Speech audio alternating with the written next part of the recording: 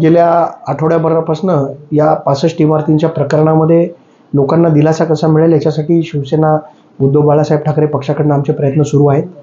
आता आमची पहिली भूमिका असेल की या गोष्टीवरती हायकोर्टामध्ये सुप्रीम कोर्टामध्ये जाऊन याच्यावरती स्टे मिळवणं आणि आज जी लोकांमध्ये निराशा आहे, लोक एकदम धास्तावलेले आहेत, त्या लोकांना त्यांच्या सोसायटीमध्ये इमारतीमध्ये जाऊन प्रत्येक इमारतीमध्ये आम्ही स्वतः भेट देऊन या लोकांना दिलासा देण्याचं काम करणार आहे.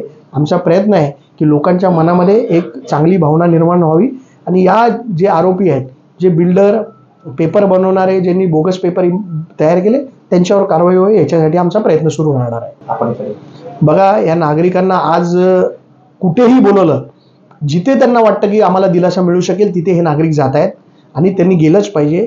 आम्ही देखील मुख्यमंत्री असतील किंवा ठाणे जिल्ह्याचे पालकमंत्री, उपमुख्यमंत्री असतील, आम्ही यांच्याकडे मागणी देखील केलेली आहे की आमच्या लोकांना दिलासा मिळावा आणि गणेश नाईक साहेबांचा जो जनता दरबार येत्या काळामध्ये होणार आहे, त्या जनता दरबारमध्ये देखील आम्ही या सगळ्या नागरिकांना घेऊन जाणार आहे.